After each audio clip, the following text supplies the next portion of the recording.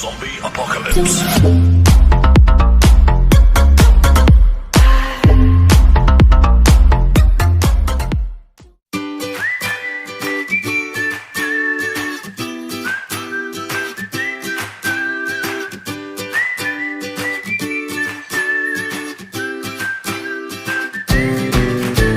Assalamualaikum warahmatullahi wabarakatuh.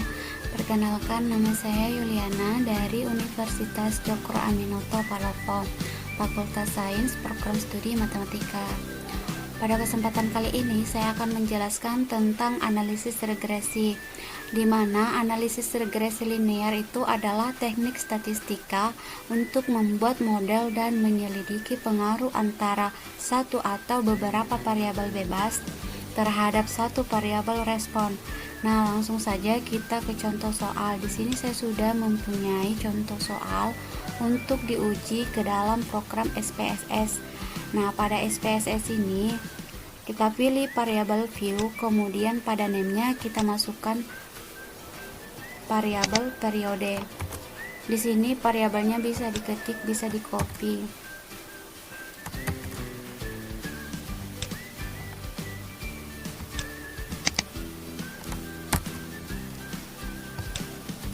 Kemudian variabel keuntungan, kemudian variabel penjualan.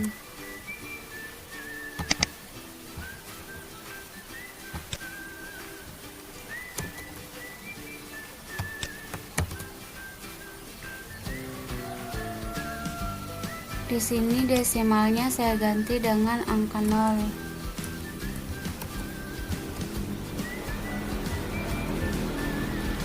Dan pada periode tipenya saya ganti dengan string.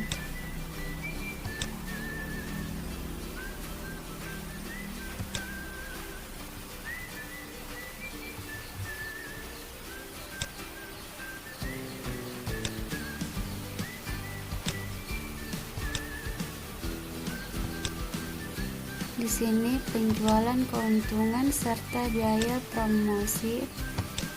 Tipenya saya ganti koma karena di sini datanya berupa angka rupiah agar komanya bisa terbaca. Dan pada measure-nya saya ganti scale kecuali pada periode.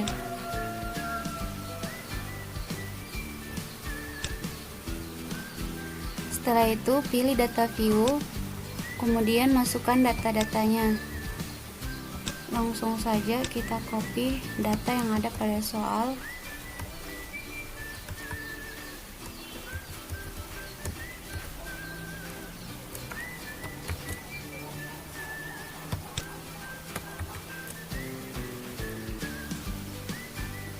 Nah, setelah seperti ini,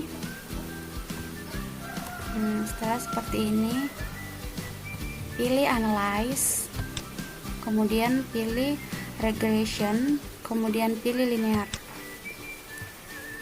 Pindahkan setelah muncul kotak seperti ini, kotak linear regression, pindahkan variabel keuntungan ke dependen. Kemudian pindahkan variabel penjualan dan variabel biaya promosi ke independen. Setelah itu klik item statistik, kemudian beri tanda centang pada estimates model fit, kemudian collinearity diagnostics, dan beri tanda centang Pak Durbin Watson pada residuals. Pilih continue, lalu pilih lagi item plots, beri tanda centang pada normality probability plots, lalu continue, pilih save,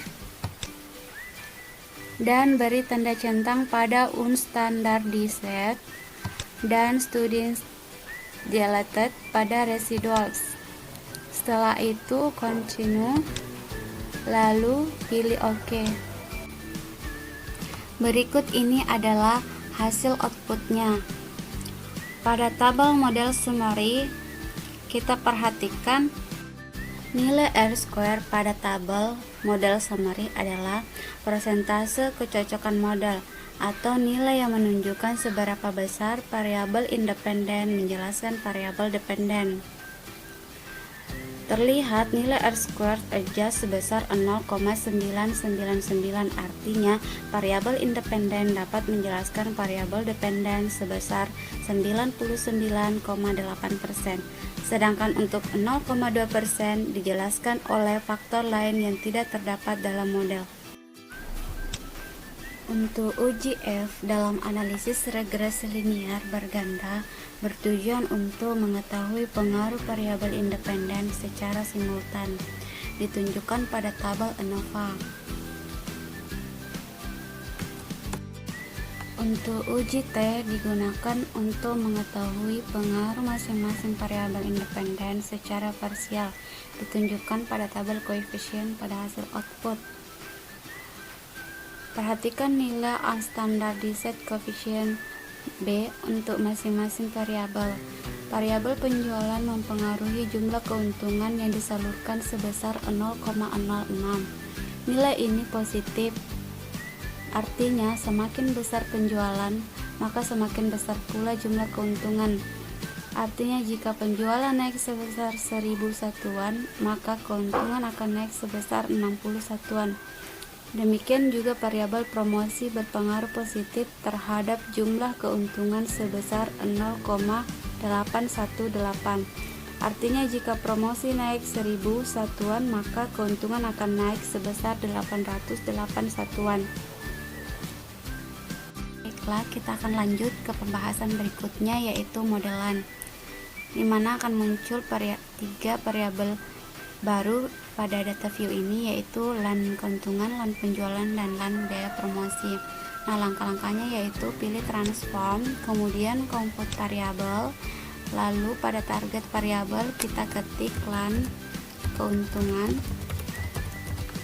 kemudian pada function group pilih all, pada function and special variables kita cari LAN, kemudian kita klik double. Setelah itu pindahkan variabel keuntungan pada numeric expression. Setelah itu pilih OK. Akan muncul hasil output seperti ini, LAN keuntungan pada data view. Lalu pilih lagi transform, kemudian pilih convert variabel, ketik LAN penjualan. Di sini dihapus, lalu pada function group pilih all, lalu klik 2 kali pada LAN. Pindahkan variabel penjualan pada numeric expression, lalu OK. Begitupun dengan biaya transformasi.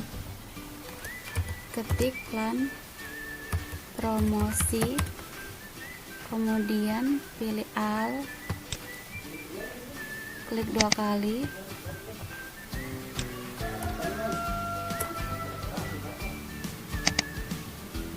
Kemudian pindahkan variabel biaya promosi ke numeric expression, lalu pilih OK. Setelah itu akan muncul hasil output seperti ini, 3 variabel baru pada data view. Lalu langkah selanjutnya yaitu pilih analyze, kemudian pilih regression, lalu pilih linear. Akan muncul tabel seperti ini. Masukkan variabel LAN keuntungan ke dependen, lalu masukkan variabel LAN penjualan dan LAN biaya promosi ke independen. Lalu setelah itu pilih item statistik, kemudian checklist pada estimates dan model fit, beri centang pada collinearity diagnosis dan pada Durbin-Watson residuals. Lalu pilih continue, pilih item plots, lalu beri centang pada normal probability plot, lalu pilih continue,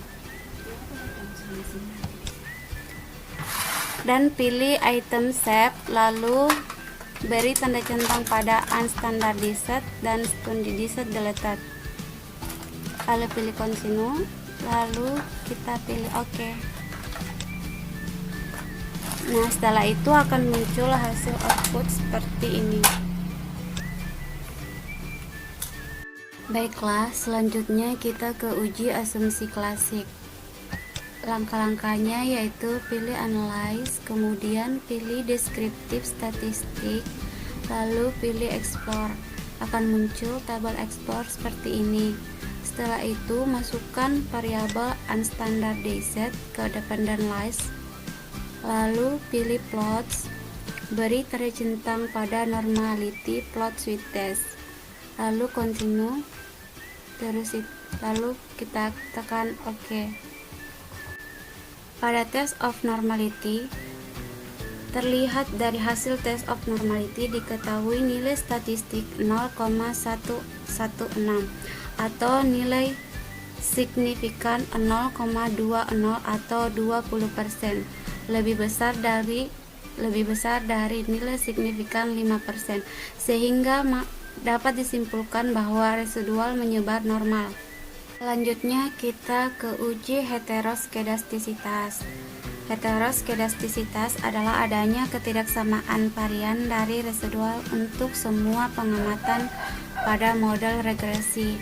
Mengapa harus uji heteroskedastisitas? Karena untuk mengetahui adanya penyimpangan dari syarat-syarat asumsi klasik pada model regresi, di mana dalam model regresi harus dipenuhi syarat tidak adanya heteroskedastisitas. Nah, langkah yang pertama yaitu pilih transform, kemudian pilih compute variabel, lalu ketik pada kolom target variabel, ketik ABS receipt, kemudian pilih all, lalu tekan 2 kali pada ABS, kemudian pindahkan variabel resi 1 atau unstandardized ke numeric expression.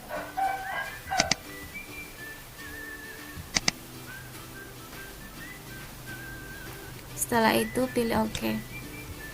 Maka akan muncul variabel baru pada data view seperti ini.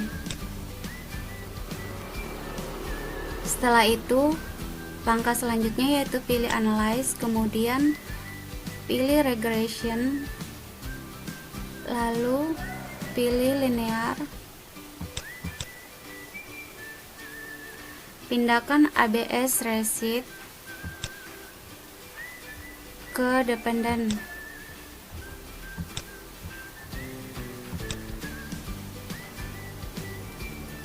lalu pindahkan variabel penjualan dan promosi ke independen. Setelah itu pilih item plots,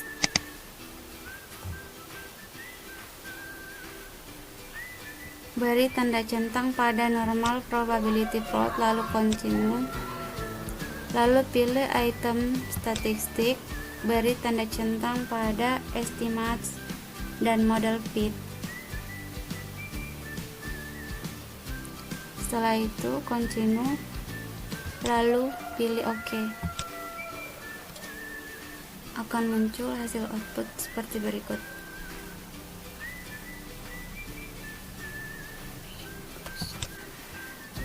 Perhatikan output berikut. Antara residual dengan variabel-variabel independen lainnya seperti terlihat pada tabel koefisien ini menunjukkan tidak adanya hubungan yang signifikan antara seluruh variabel independen terhadap nilai absolut residual, sehingga dapat disimpulkan bahwa asumsi non-heteroskedastisitas terpenuhi. Baiklah, sekian penjelasan dari saya tentang analisis regresi dan uji asumsi klasik. Kurang dan lebihnya mohon dimaafkan. Saya akhiri dengan ucapan wabillahi taufiq wal hidayah. Assalamualaikum warahmatullahi wabarakatuh. Terima kasih.